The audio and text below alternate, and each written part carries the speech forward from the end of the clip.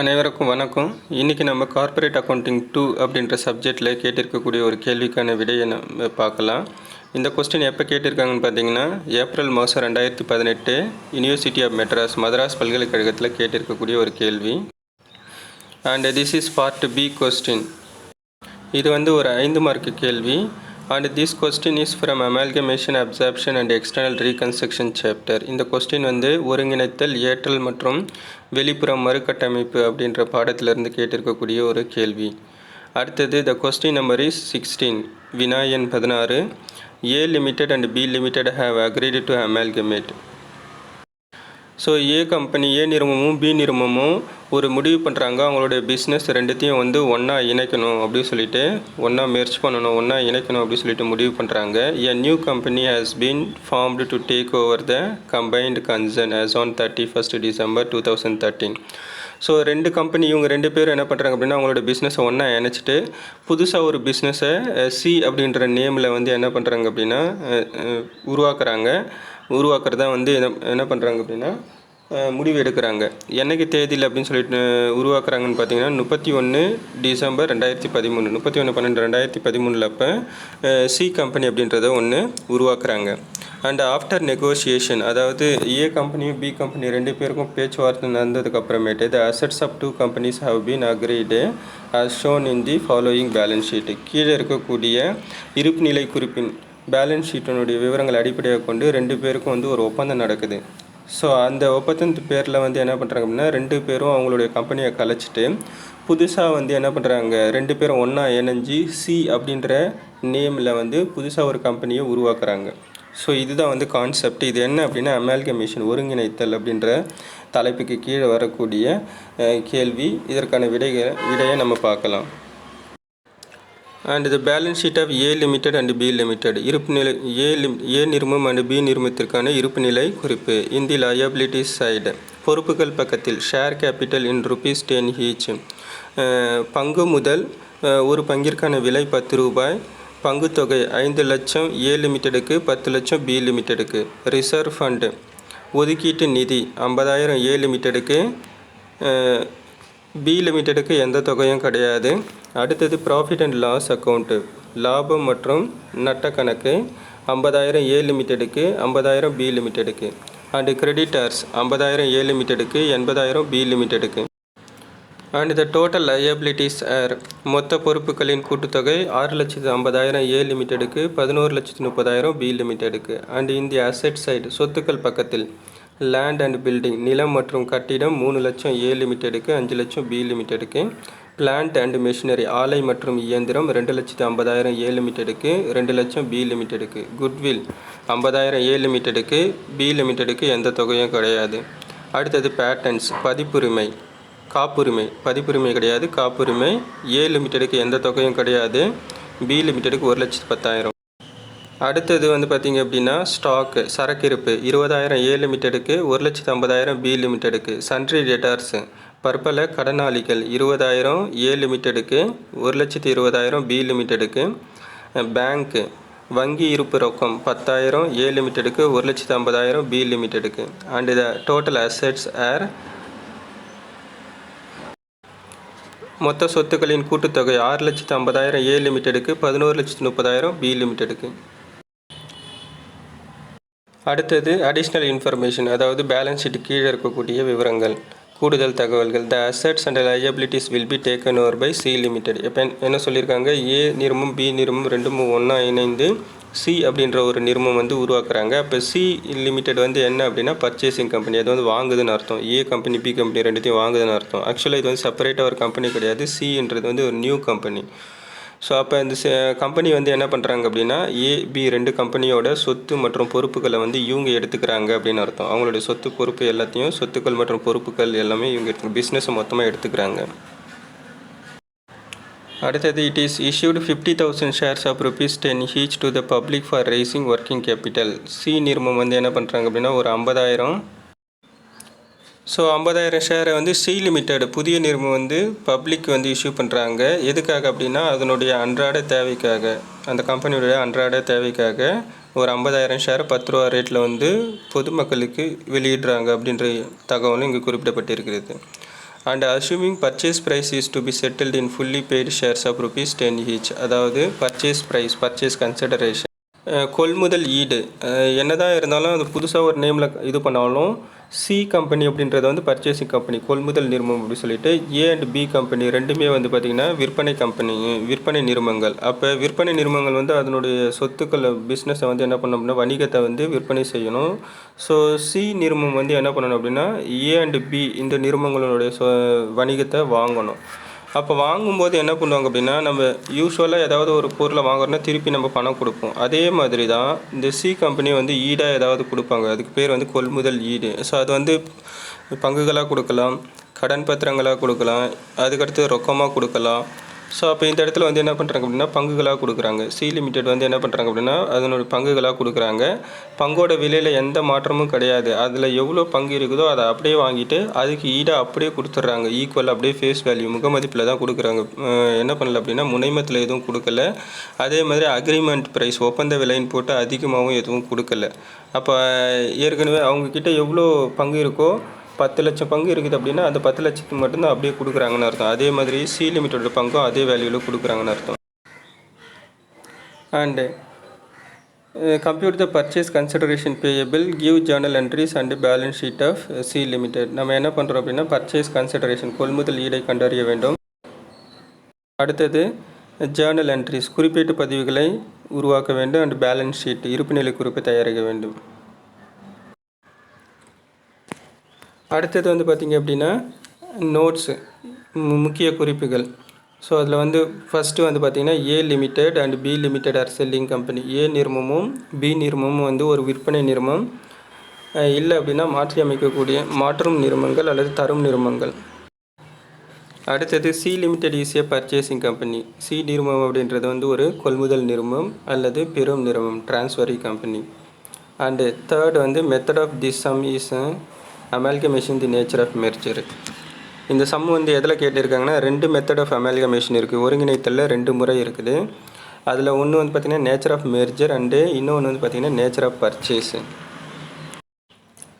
Nature of merger அப்படின்னா இதுக்கு வந்து ஒரு கண்டிஷன் இருக்குது. அதாவது பர்ச்சேசிங் கம்பெனி கொள்முதல் நிறுவனம் சி லிமிடெட் வந்து A B limited and B limited selling கம்பெனிக்கிட்ட இருந்து 90% பங்குகளை வந்து 90% மேலே வந்து செல்லிங் கம்பெனியோட பிஸ்னஸை வாங்குறாங்க அப்படின்னா, அவங்க செல்லிங் கம்பெனியோட பங்குகளை வந்து வாங்குறாங்க அப்படின்னா அது வந்து amalgamation in the nature of merger அப்படின்ற அடிப்படையில் வரும். அப்போ நம்ம எப்படி இதில் கண்டறியலன்னு பார்த்தீங்கன்னா மேலேயே கொடுத்துருப்பாங்க பாருங்கள். Purchase price is to be settled in fully paid shares of ₹10 each. அதாவது இவங்க ₹10 ரேட்டில் அதே ஃபேஸ் வேல்யூக்கு எவ்வளோ ஷேர் இருக்கோ அதே முகமதிப்பில் அப்படியே கொடுக்குறாங்க. எதுவும் கூட்டவும் இல்லை குறைக்கவும் இல்லை அப்படின்னு அர்த்தம். அப்போ எல்லாமே தான் வாங்கிடுறாங்க. 100% 100% வாங்கிடுறாங்க. அதனால் இந்த கேள்வி வந்து எதில் கேட்டிருக்காங்கன்னு பார்த்தீங்கன்னா எதுக்கு கீழே amalgamation the nature of merger அப்படின்றதுக்கு கீழே வந்து கேட்டிருக்கிறாங்க அப்படின்னு சொல்லிட்டு நம்மளே கருதிக்கணும். அடுத்தது நெட் பேமெண்ட் மெத்தட் 2 முறை இருக்குது கண்டறியறதுல. கொள்முதல் ஈடை கண்டறியறதுல வந்து பார்த்திங்க அப்படின்னா பர்ச்சேஸ் கன்சிடரேஷன் கால்குலேட் பண்ணுறதுல 2 முறைகள் இருக்குது. ஒன்று net payment method and net assets method. ஆனால் ஆக்சுவலாக இங்கே கொடுத்துருக்கக்கூடிய கூடுதல் விவரங்கள் அடிஷ்னல் இன்ஃபர்மேஷனில் வந்து பார்த்திங்கன்னா அசெட்ஸுக்கான எந்த விவரமும் இங்கே கொடுக்கல. சொத்துக்கள் மற்றும் பொறுப்புகளில் வந்து எந்த மாற்றமும் கொடுக்குறதா இது பண்ணல. அவங்க டேக் ஓவர் பண்ணுறதா மட்டும்தான் சொல்லியிருக்கிறாங்க. சொத்து பொறுப்பு எல்லாத்தையும் எடுத்துக்கிறாங்க அப்படின்னு தான் சொல்லியிருக்கிறாங்க. ஆனால் பர்ச்சேஸ் ப்ரைஸ்னாலும் purchase price is also known as purchase consideration. கொள்முதல் ஈடாக கொடுக்குறது வந்து ஷேராக கொடுக்குறதா சொல்லியிருக்கிறாங்க. அப்போ 2வது மெத்தடை தான் நம்ம அப்ளை பண்ணணும், நிகர செலுத்துதல் முறை அப்படி சொல்லிட்டு. ஸோ நிகர சொத்துக்கள் முறை அப்படின்றத நம்ம அப்ளை பண்ண முடியாது. அதில் என்ன சொத்துக்கள் விவரங்கள் எதுவும் கூடுதல் தகவலில் கொடுக்கல. அப்போ நெட் பேமெண்ட் மெத்தட் நிகர செலுத்துதல் முறை அப்படின்ற முறையில் வந்து நம்ம கொடுக்குறோம்.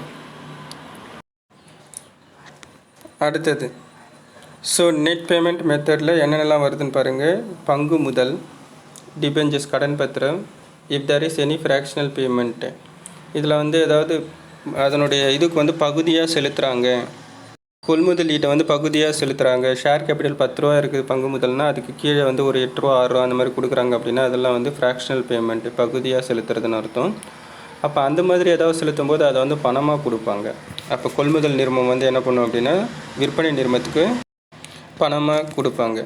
அதாவது ஈடாக கொடுக்கறது கொள்முதல், நம்ம கொள்முதல் செய்கிறதுக்கு வந்து காம்பன்சேஷன் ஈடாக கொடுக்கறது வந்து எந்த மாதிரி கொடுக்கலாம். இப்போ கம்பெனி வந்து அதற்கான பங்குகளை கொடுக்கலாம், கடன் பத்திரத்தை கொடுக்கலாம், ஈவன் அதுக்கு அடுத்தது என்னது பணமாக கொடுக்கலாம். பணமாக எப்போ கொடுப்பாங்கன்னா ஃப்ராக்ஷனல் பேமெண்ட் இருந்தால் மட்டும்தான் தருவாங்க. அதுக்கடுத்தது வந்து calculation of purchase consideration under the net payment method and amalgamation in the nature of merger. அதாவது கொள்முதல் ஈடை கண்டுபிடிக்கணும் எந்த முறைக்கு கீழேன்னு பார்த்தீங்கன்னா நெட் பேமெண்ட் மெத்தட், நிகர செலுத்துகை முறை அப்படின்றதுக்கு கீழே பர்ச்சேஸ் கன்சிடரேஷன், கொள்முதல் ஈடு எவ்வளோ அப்படின்றது பார்க்கலாம். இது ரொம்ப சிம்பிள். அதாவது ஒன்றும் இல்லை, நம்மளுடைய பேலன்ஸ் ஷீட்டில் வந்து ஏ லிமிடெட் பி லிமிடெட் ரெண்டுத்துக்கான பேலன்ஸ் ஷீட் கொடுத்துருக்காங்க பார்த்தீங்களா. பேலன்ஸ் ஷீட்டில் லயபிலிட்டிஸ் பொறுப்புகள் பக்கத்தில் இருக்கக்கூடிய வெறும் ஷேர் கேபிட்டலோட வேல்யூ எடுத்துகிட்டு வந்து இங்கே குறிப்பிட்டால் மட்டும் போதும், அவ்வளோதான். கொஸ்டினில் பொறுப்புகள் பக்கத்தில் இருக்கக்கூடிய ஷேர் கேபிட்டல் அதற்கான தொகை வந்து ஏ லிமிடெட் 5 லட்சம், பி லிமிடெட் வந்து 10 லட்சம். ஏன் அப்படின்னா கொஸ்டின்லேயே கொடுத்துருப்பாங்க. அதாவது பர்ச்சேஸ் ப்ரைஸ் வாங்குறதுக்கு வந்து 10 ரூபா ரேட்டில் அப்படியே கொடுத்துட்றதா. அப்போ பர்ச்சேசிங் கம்மி கொள்முதல் நிறுவனம் விற்பனை நிறுவனத்தினுடைய பங்குகள் முழுசாக வாங்கிட்டு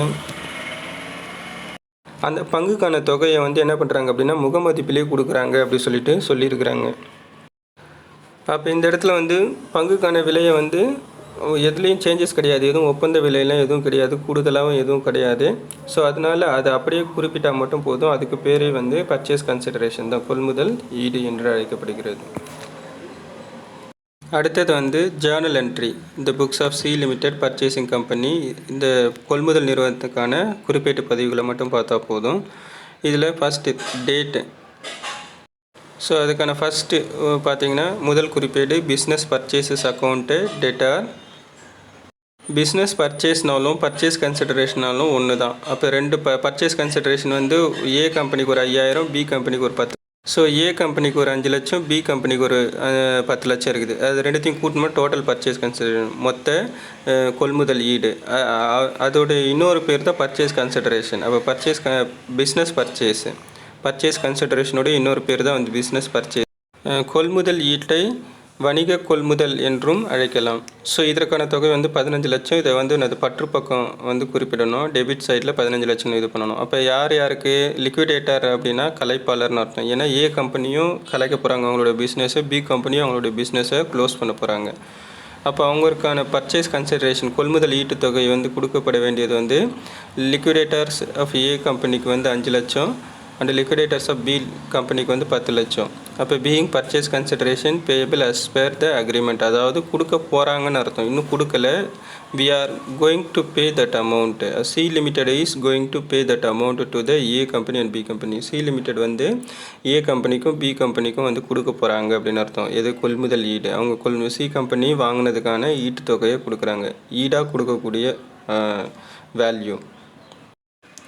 அடுத்தது ப்ராக்கெட்டில் ஆஸ் பர் த அக்ரிமெண்ட் அப்படின்னா ரெண்டு பேருக்கும் இருக்கக்கூடிய ஒப்பந்தத்தின் அடிப்படையில் வந்து பர்ச்சேஸ் கன்சிடரேஷனோட வேல்யூ கொள்முதல் ஈடு கொடுக்கப்படுகிறது, நிர்ணயிக்கப்படுகிறது.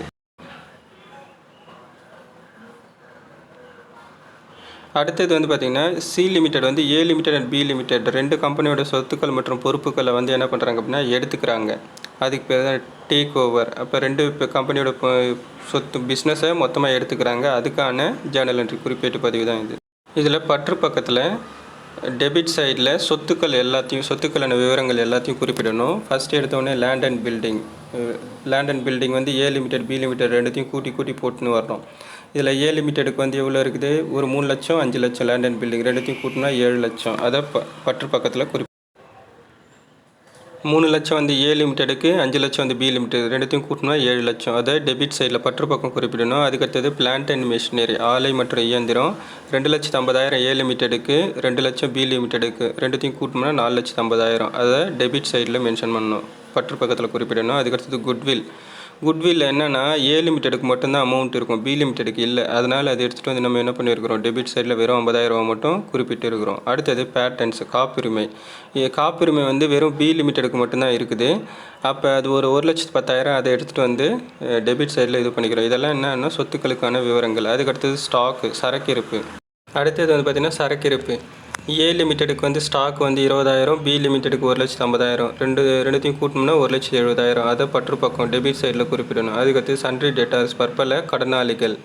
ஏ லிமிடெடுக்கு 20,000, பி லிமிட்டெடுக்கு 1,20,000 மொத்தமாக கூட்டணும்னா 1,40,000 அதையும் டெபிட் சைடில் மென்ஷன் பண்ணணும். அடுத்தது பேங்க்கு வங்கி இருப்பு ரொக்கம் 10,000 ஏ லிமிட்டெடுக்கு 50,000 பி லிமிட்டெடுக்கு மொத்தமாக கூட்டணும் அப்படின்னா 60,000. அடுத்தது கிரெடிட் சைடில் என்ன பண்ணக்கூடாது அப்படின்னா ஷேர் கேபிட்டல் மட்டும் எடுக்கக்கூடாது, பங்கு முதல்ல மட்டும் எடுக்கக்கூடாது. மற்ற விவரங்கள் எல்லாத்தையும் என்ன பண்ணணும் அப்படின்னா வரவு பக்கம் குறிப்பிடணும். இப்போ பங்கு முதலுக்கு பதில் நம்ம என்ன பண்ணணும் அப்படின்னா ஏற்கனவே ஃபஸ்ட்டு ஜேர்னல் என்ட்ரியில் போட்டிருப்போம் பாருங்கள். பர்ச்சேசஸ் வணிக கொள்முதல் அப்படின்னாலும் என்னது கொள்முதல் ஈடு பர்ச்சேஸ் கன்சிடரேஷன்னாலும் ஒன்று தான். அப்போ இதில் டோட்டல் பர்ச்சேஸ் கன்சிடரேஷன் வந்து எவ்வளோ, ஏக்கு ஒரு 5 லட்சம், பிக்கு வந்து ஒரு 10 லட்சம்.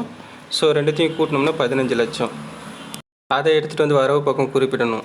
ஸோ ஃபஸ்ட்டு வந்து பேலன்ஸ் ஷீட்டில் இருப்புநிலை குறிப்பில் பொறுப்புகள் பக்கத்தில் ஷேர் கேபிட்டலை தவிர்த்து வேறு என்ன இருக்குது, ப்ராஃபிட் அண்ட் லாஸ் அக்கௌண்ட் லாப நஷ்ட கணக்குன்னு சொல்லிட்டு ஏ லிமிட்டெடுக்கு ஒரு 50,000 பி லிமிட்டெடுக்கு ஒரு 50,000 ரெண்டுத்தையும் கூட்டினோம்னா 1 லட்சம். அதை வரவு பக்கம் குறிப்பிடணும், கிரெடிட் சைடில் மென்ஷன் பண்ணணும். அடுத்தது ரிசர்வ் ஃபண்டு ஒதுக்கீட்டு நிதி வந்து பார்த்திங்க அப்படின்னா வெறும் ஏ லிமிட்டெடுக்கு தான் கொடுத்துருக்குறாங்க 50,000. அதை எடுத்துகிட்டு வந்து வரவு வைக்கணும், கிரெடிட் சைடில் மென்ஷன் பண்ணணும். அதுக்கடுத்து கிரெடிட்டார்ஸு கடனீந்தோர்கள் ஏ லிமிட்டெடுக்கு 50,000 பி லிமிட்டெடுக்கு 80,000 அது ரெண்டுத்தையும் கூட்டினோம்னா 1,30,000. அதை எடுத்துகிட்டு போயிட்டு வரவு வைக்கணும், கிரெடிட் சைடில் மென்ஷன் பண்ணணும். அடுத்தது பிஸ்னஸ் பர்ச்சேசஸ்னாலும் பர்ச்சேஸ் கன்சிடரேஷன்னாலும் ஒன்று தான். அப்போ வணிக கொள்முதல் அல்லது கொள்முதல் ஈடு மொத்தம் எவ்வளோ, ஏக்கு வந்து ஒரு 15, ஏ கம்பெனிக்கு வந்து ஒரு 5 லட்சம், பி கம்பெனிக்கு வந்து ஒரு 10 லட்சம், ரெண்டுத்தையும் கூட்டினோம்னா 15 லட்சம். அதை எடுத்துகிட்டு வந்து கிரெடிட் சைடு வரவு பக்கம் குறிப்பிடணும். இப்போ நம்ம ரெண்டுத்தையும் கம்பேர் பண்ணி பார்க்குறோம், எதுக்குமே எல்லாமே ஈக்குவலாக இருக்கும். அதனால் நம்மளுக்கு வந்து என்னது டிஃபரன்ஸ் வேல்யூ எதுவும் வந்து என்னது எந்த பக்கமும் பற்றாக்குறையும் இல்லை, பற்று பக்கம் வரவு பக்கம் எங்கேயுமே வந்து எதுவும் டிஃபரன்ஸ் அமௌண்ட்டு இல்லை. அதனால் இதை வந்து இந்த ஜேர்னல் என்ட்ரி வந்து க்ளோஸ் ஆகிடுச்சின்னு அர்த்தம். இது எதுக்கான ஜேர்னல் என்ட்ரினா ப்ராக்கெட்டில் being assets and liabilities taken over from A and B limited by C limited. C limited என்ன பண்ணாங்க அப்படின்னா ஏ லிமிடெட் பி லிமிடெடுடைய சொத்துக்கள் மற்றும் பொறுப்புகளை இவங்க எடுத்துக்கிறாங்கன்னு அர்த்தம். சி லிமிடெட் எடுத்துக்கிறாங்க. அடுத்தது மூணாவது ஜேர்னல் என்ட்ரி, மூணாவது குறிப்பேட்டு பதிவு வந்து என்ன அப்படின்னா இப்போ நம்ம பர்ச்சேஸ் ப்ரைஸு கொள்முதலீடு கொடுக்குறதா வந்து எல்லாத்தையும் கண்டுபிடிச்சி வச்சுருக்கோம். அப்போ அதை அவங்களுக்கு கொடுக்கணும் இல்லை. இப்போ பர்ச்சேசிங் கம்பெனி வந்து செல்லிங் கம்பெனிக்கு வந்து அந்த பணத்தை கொடுக்குறாங்க, பணம் கொடுக்கல, அதுக்கு ஈடாக கொடுக்குறாங்க. என்ன கொடுக்குறாங்க, ஷேர் கொடுக்குறாங்க. அப்போ அதை செட்டில் பண்ணுறதுக்குன்னு சொல்லிட்டு தனியாக ஒரு குறிப்பேட்டு பதிவை நம்ம உருவாக்கணும். ஃபஸ்ட்டு பார்த்தீங்கன்னா யார் யாருக்கு கொடுக்கணும், லிக்விடேட்டர் ஆஃப் ஏ லிமிடெட், ஏன்னா அவங்க தான் கலைக்க போகிறாங்க. ஏ லிமிடெட் வந்து கலைக்கும் நிறுவனம், அதுக்கு வந்து ஒரு 5 லட்ச ரூபா கொடுக்கணும் கொள்முதல் ஈடு. அடுத்தது பி லிமிடெட், அதுவும் லிக்விடேட்டர் கலைக்கும் நிறுவனம் தான், அதுக்கு வந்து 10 லட்சம் கொள்முதல் ஈடாக கொடுக்கணும். இதெல்லாம் எப்படி கொடுக்குறாங்கன்னு பார்த்தீங்கன்னா சி லிமிடெட் வந்து ஷேராக கொடுக்குறாங்க, அதே வேல்யூவில் தான் கொடுக்குறாங்க, எதுவும் அதில் சேஞ்சஸ் கிடையாது. அதே 5 லட்சம் வந்து என்னது ஏ கம்பெனிக்கு 5 லட்சம் வரவு பக்கம் வைக்கணும், பி கம்பெனிக்கு 10 லட்சம் வரவு வைக்கணும். ஷேராக கொடுக்குறாங்கன்னு அர்த்தம். இதில் எதுவும் ஏற்கனவே சொன்ன மாதிரி தான், இதில் வந்து எதுவும் அக்ரீடு ஒப்பந்த விலைன்னு சொல்லிட்டு கூட்டியும் கொடுக்கல, இல்லை கேஷாகவும் கொடுக்கல. அப்போ கூடுதலாகவும் எதுவும் கொடுக்கல அப்படின்னும் போது என்ன ஆகுது அப்படின்னா இந்த இடத்துல அதுக்கான ஏ கம்பெனி பி கம்பெனிக்கான கொள்முதல் விலை, அதுக்கான பங்கு விலையும் அதற்கான கொள்முதல் விலையும் வந்து சமமாக இருக்குது அப்படின்னு சொல்லப்படுகிறது. அடுத்தது வந்து நோட்ஸ் டு அக்கௌண்ட்டு குறிப்பு எண்கள். இது எதுக்காக அப்படின்னா பேலன்ஸ் ஷீட்டு நியூ கம்பெனிக்கு புதுசாக இருக்கக்கூடிய கம்பெனிக்கு வந்து பேலன்ஸ் ஷீட் இருப்புநிலை குறிப்பு தயாரிக்கிறதுக்காக கீழ்கான கணக்கீடுகளை நம்ம செய்யணும். அதில் ஒன்று பார்த்திங்கன்னா ஷேர் கேபிட்டல், கணக்கு எண் 1 ஷேர் கேபிட்டல் பங்கு முதல் அப்படின்னு சொல்லிட்டு ஒரு தலைப்பை கொடுத்துட்டு அது கீழே வந்து issued and paid of capital. இதில் வந்து வெளியிடப்பட்டது மற்றும் பொதுமக்களுக்கு வெளியிடப்பட்டது மற்றும் பெறப்பட்ட பங்குகள். ஏ கம்பெனிக்கு வந்து என்னது 5 லட்சம், ஏற்கனவே நம்ம பர்ச்சேஸ் கன்சிடரேஷன் கண்டுபிடிச்சோம் பார்த்திங்களா, அதே தான், வேறு ஒன்றும் கிடையாது. ஏ கம்பெனிக்கு ஸோ அப்போ ஏ கம்பெனிக்கான பர்ச்சேஸ் கன்சிடரேஷன் வந்து எவ்வளோன்னா 5 லட்சம், பி கம்பெனிக்கான பர்ச்சேஸ் கன்சிடரேஷன் கொள்முதலீடு வந்து 10 லட்சம். இது வந்து அதுக்கான ஷேர் கேபிட்டலுமே பர்ச்சேஸ் கன்சிடரேஷன் கொள்முதலீடும் சமமாக இருக்கிறதுனால நம்ம எதை எடுத்து போட்டாலும் அது சரியான ஆன்சர் தான். இன்கேஸ் பர்ச்சேஸ் கன்சிடரேஷன் வந்து வேறு இருந்து அதுக்கான செல்லிங் கம்பெனியோட பங்கு முதல் வந்து வேறு இருக்குது அப்படின்னா நம்ம எதை எடுக்கணும்னா பர்ச்சேஸ் கன்சிடரேஷன் கொள்முதல் ஈட்டு தொகையை மட்டும்தான் நம்ம எடுக்கணும். அப்போ இங்கே நம்ம குறிப்பிட்டு இருக்கிறது என்ன அப்படின்னா பர்ச்சேஸ் கன்சிடரேஷன் வேல்யூ, கொள்முதல் ஈட்டு தொகைக்கான வேல்யூ. நோட் நம்பர் 1க்கான கூட்டுத்தொகை 15 லட்சம். அடுத்தது நோட் நம்பர் 2 வந்து கணக்கு எண் 2 ரிசர்வ் அண்ட் சர்ப்ளஸ் ஒதுக்கீடு மற்றும் உபரிகள் அப்படின்ற தலைப்பை கொடுத்துட்டு அது கீழே வந்து ரிசர்வ் ஃபண்டு ஒதுக்கீட்டு ஏ லிமிட்டெடுக்கு வந்து 50,000. இது எங்கே பேலன்ஸ் ஷீட்டில் லயபிலிட்டி சைடில் நம்ம பார்த்தாலே தெரியும். ஏ லிமிட்டெடுக்கு 50,000 கொடுத்துருப்பாங்க. பி லிமிட்டெடுக்கு எதுவும் கொடுத்துருக்க மாட்டாங்க. அதோட ரிசர்வ் அண்ட் சர்வ் ப்ராஃபிட் அண்ட் லாஸ் லாப நஷ்ட கணக்கு இதில் வந்து ப்ராஃபிட் அண்ட் லாஸ் அக்கௌண்ட் வந்து ஏ லிமிட்டெடுக்கு 50,000, பி லிமிட்டெடுக்கு 50,000. அப்போ ரெண்டுத்தையும் கூட்டணும் அப்படின்னா 1,00,000. அப்போ நோட் நம்பர் 2ஓட டோட்டல் வந்து எவ்வளோ? 1,50,000. அடுத்தது நோட் நம்பர் 3 ட்ரேட் பேயபிள், அதாவது வியாபார செலுத்துகைகள் அப்படி சொல்லிட்டு இதில் கிரெடிட்டார்ஸ். ட்ரேட் பேயபிள்னால் யார் யார் வருவாங்க? கீழே பில்ஸ் பேயபிள், அதுக்கு அடுத்தது வந்து பார்த்திங்கன்னா கிரெடிட்டார்ஸு, உண்டியல் செலுத்தப்பட வேண்டிய உண்டியல்கள் மற்றும் கடனீந்தோர்கள். இவங்க 2 பேரும் மொத்தமாக சொல்கிறதுக்கு பேர் தான் வந்து என்னது? ட்ரேட் பேயபிள், வியாபார செலுத்துகைகள் அப்படி சொல்லிட்டு அழைக்கப்படுகிறது. ஸோ இதில் இங்கே நமக்கு வந்து கடனீந்தோருக்கான விவரங்கள் மட்டும்தான் கொடுக்கப்பட்டிருக்கின்றன. கிரெடிட்டார்ஸோட இன்ஃபர்மேஷன் மட்டும்தான் இருக்குது. இதில் ஏ லிமிட்டெடுக்கு கிரெடிட்டார்ஸ் வந்து ஏ லிமிட்டெடுக்கு 50,000, பி லிமிட்டெடுக்கு வந்து 80,000. மொத்தமாக கூட்டணும்னா 1,30,000. இது வந்து நோட் நம்பர் 3க்கான மொத்த கூட்டுத்தொகை. அடுத்தது நோட் நம்பர் 4 கணக்கு எண் 4. இதற்கான தலைப்பு டேஞ்சிபிள் அசெட்ஸ், கண்ணுக்கு தெரியக்கூடிய சொத்துக்கள். கண்ணுக்கு தெரியக்கூடிய சொத்துக்கள் அப்படின்றது கீழே வந்து பார்த்திங்கன்னா ஏ லிமிட்டெடுக்கு, அதாவது ஃபிக்ஸட் அசெட்ஸ் நிலை சொத்துக்களை எல்லாம் கண்ணுக்கு தெரியக்கூடிய சொத்துக்கள் என்று அழைக்கலாம். லேண்ட் அண்ட் பில்டிங்ஸ் நிலம் மற்றும் கட்டிடங்கள் ஏ லிமிட்டெடுக்கு வந்து ஒரு 3 லட்சம் இருக்குது. அதுக்கடுத்தது வந்து பார்த்திங்கன்னா ஏ லிமிட்டெடுக்கு பிளான்ட் அண்ட் மிஷினரி ஆலை மற்றும் இயந்திரம் ஒரு 2,50,000 இருக்குது. ரெண்டுத்தையும் கூட்டினோம்னா 5,50,000. நம்ம எப்படி பிரித்து கூட்டினாலும் சரி தான், இல்லை ரெண்டுத்துக்குமே மொத்தமாக சேர்த்து கூட்டினாலும் சரி தான், ஒன்றும் பிரச்சனை இல்லை. அடுத்தது வந்து பி லிமிட்டெடுக்கான லேண்ட் அண்ட் பில்டிங் நிலம் மற்றும் கட்டிடம் 5 லட்சம். அதை பி லிமிட்டெடுக்கான ஆலை மற்றும் இயந்திரம் பிளான்ட் அண்ட் மிஷினரி 2 லட்சம். ரெண்டுத்தையும் கூட்டினா 7 லட்சம். இப்போ அவுட்டர் காலத்தில் வெளிப்பத்தில் இருக்கக்கூடிய தொகை எல்லாத்தையும் கூட்டணும் அப்படின்னா 12,50,000. இது வந்து என்னது? நோட் நம்பர் 4க்கான மொத்த கூட்டுத்தொகை. அடுத்தது நோட் நம்பர் 5 கணக்கு எண் 5. இதற்கான தலைப்பு இன்டான்ஜிபிள் அசெட்ஸ், கண்ணுக்கு தெரியாத சொத்து. குட்வில் நற்பெயர் வந்து கண்ணுக்கு தெரியாத ஒரு சொத்து. நற்பெயர் வந்து ஒரு கண்ணுக்கு தெரியாத சொத்து, அது ஒரு 50,000. அதுக்கடுத்தது பேட்டன்ஸு காப்புரிமையும் வந்து கண்ணுக்கு தெரியாத ஒரு சொத்து தான். அது பி லிமிட்டெடுக்கு வந்து 1,10,000. அப்போ ஏ லிமிட்டெடுக்கு குட்வில் கொடுத்துருக்காங்க, பி லிமிட்டெடுக்கு எங்கே சார்னு கேட்டிங்கன்னா பி லிமிட்டெடுக்கு கிடையாது. அதுக்கடுத்தது வந்து பார்த்திங்கன்னா பேட்டன்ஸ் அதே மாதிரி பி லிமிட்டெடுக்கு மட்டும்தான் கொடுத்துருக்காங்க, ஏ லிமிட்டெடுக்கு கிடையாது. அப்போ மொத்த டோட்டல் இன்டான்ஜிபிள் அசெட்ஸ் வந்து 1,60,000. இதற்கான கூட்டுத்தொகை 1,60,000. இதெல்லாம் எங்கேருந்து எடுத்தோம் அப்படின்னா பேலன்ஸ் ஷீட்டில் அசெட் சைட் சொத்துக்கள் பக்கத்திலிருந்து எடுத்து கொண்டு வந்து குறிப்பிட்ட விவரங்கள். அடுத்தது வந்து நோட் நம்பர் 6 கணக்கு எண் 6. இதற்கான தலைப்பு வந்து ஸ்டாக்கு, சரக்கு இருப்பு. அப்போ ஏ லிமிட்டெடுக்கு எவ்வளோ சரக்கு இருப்பு இருக்குது பாருங்கள், 20,000. இதுவும் சொத்துக்களுக்கான விவரங்கள் தான். பேலன்ஸ் ஷீட்டில் அசெட் சைட்லேருந்து எடுத்துகிட்டு வந்து இருப்புநிலை குறிப்பில் சொத்துக்கள் பக்கத்தில் இருந்து கொண்டு வந்த விவரங்கள் தான். அதுக்கடுத்தது பி லிமிட்டெடுக்கு எவ்வளோ ஸ்டாக் இருக்குது? 1,50,000. ரெண்டுத்தையும் கூட்டணும் அப்படின்னா நமக்கு 1,70,000. இது வந்து நோட் நம்பர் 6க்கான மொத்த கூட்டுத்தொகை. அடுத்தது நோட் நம்பர் 7 கணக்கு எண் 7 ட்ரேட் ரிசீவபிள். எப்படி ட்ரேட் பேயபிள்னு ஒன்று இருக்கோ அதேமாதிரி ட்ரேட் ரிசீவபிள் வியாபார பெறுகைகள். இது எதெல்லாம் உள்ளடக்கிதுன்னு பார்த்தீங்கன்னா பில்ஸ் ரிசீவபிள் ப்ளஸ்ஸு சன்ட்ரி டெட்டார்ஸு, பெறப்பட வேண்டிய உண்டியல்கள் மற்றும் பற்பல கடனாளிகள். ரெண்டுத்தையும் சேர்த்து சொல்கிறதுக்கு பேர் தான் என்னது? வணிக பெறுகைகள் அப்படின்னு சொல்லிட்டு அழைக்கப்படுகிறது. ஸோ இதில் பில்ஸ் ரிசீவபிளை பற்றி எதுவும் சொல்லலை, பெறப்பட வேண்டிய உண்டியல்கள் பற்றின தகவல்கள் எதுவும் கேள்வியில் இல்லை. அதனால் வெறும் சன்ட்ரி டெட்டார்ஸ் பற்பல கடனாளிகள் அப்படின்ற தகவல் மட்டும்தான் இருக்குது. ஏ லிமிட்டெடுக்கு வந்து 20,000 சன்ட்ரி டெட்டார்ஸு, பி லிமிட்டெடுக்கு சன்ட்ரி டெட்டார்ஸ் வந்து 1,20,000. இதற்கான கூட்டுத்தொகை 1,40,000. அடுத்தது கணக்கு எண் 8 கணக்கு எண் 8. இதற்கான தலைப்பு வந்து கேஷ் அண்டு ஈக்குவலண்ட் ஐட்டம், ரொக்கம் மற்றும் ரொக்கத்திற்கு சமமான தொகைகள். இதில் வந்து பார்த்திங்கன்னா பேங்க் பேலன்ஸ் ஏ லிமிட்டெடுக்கு வந்து வங்கி இருப்பு ரொக்கம் ஒரு 10,000 இருக்குது. இதுவும் என்னது? பேலன்ஸ் ஷீட்டில் அசெட் சைடில் இருப்புநிலை குறிப்புகளில் சொத்துக்கள் பக்கத்தில் இருந்து கொண்டு வந்த விவரம் தான். ஸோ அப்போ இது பேங்க் பேலன்ஸ் வந்து ஏ லிமிட்டெடுக்கு 10,000, பி லிமிட்டெடுக்கு வந்து 50,000 இருக்குது. ரெண்டுத்தையும் கூட்டினோன்னா 60,000. இது வந்து நோட் நம்பர் 8க்கான மொத்த கூட்டுத்தொகை. அடுத்தது வந்து பார்த்திங்கன்னா பேலன்ஸ் ஷீட்டு. ஃபைனலாக நம்ம வந்து இருப்புநிலை குறிப்பு சி லிமிட்டெடு கொள்முதல் நிறுவனம் புதிய நிறுவனத்துக்கு நம்ம கண்டுபிடிக்க போகிறோம். என்னைக்கு தேதினா 31/12/2013 அன்றைய இருப்புநிலை குறிப்பு, சி லிமிட்டெடுடைய இருப்புநிலை குறிப்பு. இதில் ஃபஸ்ட்டு வந்து ஈக்விட்டி அண்ட் லயபிலிட்டிஸ் அப்படின்னு சொல்லிட்டு ஒரு தலைப்பு கொடுக்கணும். நேர்மை மற்றும் பொறுப்புகள் அப்படின்ற ஒரு தலைப்பு கொடுத்துட்டு அதுக்கு கீழே வந்து ஷேர் ஹோல்டர்ஸ் ஃபண்ட்ஸ் பங்குதாரர்களின் நிதிகள் அப்படின்ற ஒரு தலைப்பு கொடுக்கணும். அதுக்கு கீழே நோட் நம்பர் 1 நம்ம ஏற்கனவே கணக்கு எண் 1 வந்து அதுக்கு தலைப்பு கொடுத்துருக்கோம் ஷேர் கேபிட்டல். அதை இங்கே விவரங்கள் பத்தியில் குறிப்பிட்டுட்டு அதற்கான கூட்டுத்தொகை 15 லட்சம். அதை வந்து தொகை பத்தியில் குறிப்பிடணும். ருபீஸ் காலத்தில். அடுத்தது நோட் நம்பர் 2 அதற்கான தலைப்பு வந்து ரிசர்வ் அண்ட் சர்ப்ளஸு. அதை விவரங்கள் பத்தியில் குறிப்பிட்டுட்டு அதற்கான கூட்டுத்தொகை 1,50,000 தொகை பத்தியில் குறிப்பிடணும். அடுத்தது வந்து பார்த்திங்கன்னா கரண்ட் லயபிலிட்டிஸ் அப்படின்னா நடப்பு பொறுப்புகள். இதை வந்து விவரங்கள் பற்றியில் அது அப்படி ஒரு தலைப்பு கொடுத்துட்டு அது கீழே வந்து ட்ரேடு பேயபிள் வியாபார செலுத்துகைகள். இது வந்து நோட் நம்பர் 3க்கான தலைப்பு. இதற்கான கூட்டுத்தொகை 1,30,000.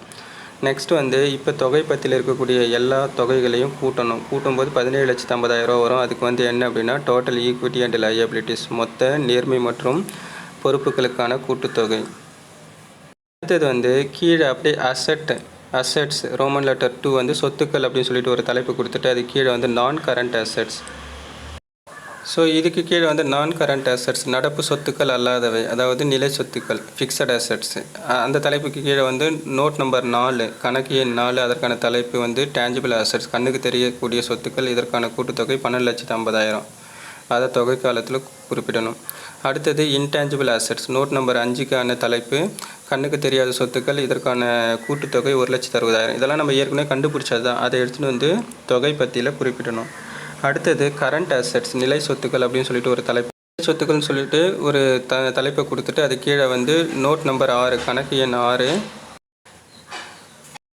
6க்கான தலைப்பு சரக்கிருப்பு ஸ்டாக். இதற்கான கூட்டுத்தொகை 1,70,000. அதுக்கடுத்தது நோட் நம்பர் 7 இதற்கான தலைப்பு வந்து ட்ரேட் ரிசீவபிள். அதை விவரங்கள் பற்றியில் குறிப்பிட்டுட்டு நோட் நம்பர் 7க்கான கூட்டுத்தொகை 1,40,000. அதை தொகை பற்றியில் குறிப்பிடணும். அதுக்கடுத்தது நோட் நம்பர் 8 வந்து கேஷ் அண்ட் ஈக்குவலண்ட் ஐட்டம்ஸ் ரொக்கம் மற்றும் ரொக்கம்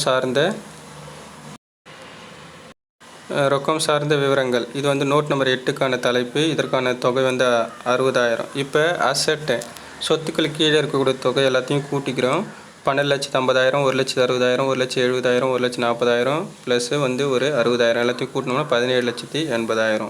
அப்போ டோட்டல் அசெட்ஸ் மொத்த சொத்துக்களினுடைய கூட்டுத்தொகை 17,80,000. அதுக்கடுத்து டோட்டல் ஈக்விட்டிஸ் அண்ட் லயபிலிட்டிஸ் மொத்த நேர்மை மற்றும் பொறுப்புகளுக்கான கூட்டுத்தொகை 17,50,000. அப்போ போட்டிருக்கக்கூடிய சம்ம கரெக்டு. அவ்வளோதான்.